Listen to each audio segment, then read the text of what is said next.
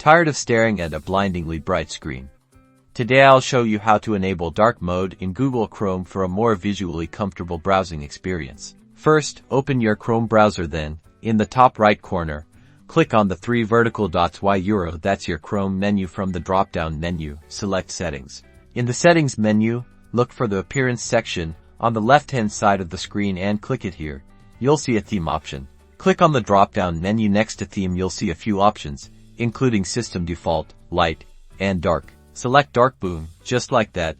Your Chrome browser is now in dark mode. Notice how the entire interface switches to a darker color palette. Now, all your Chrome menus, settings pages, and even many websites will automatically display in dark mode, which reduces eye strain, especially in low light conditions. Bonus: on some devices, dark mode can even help save battery life so you can browse longer.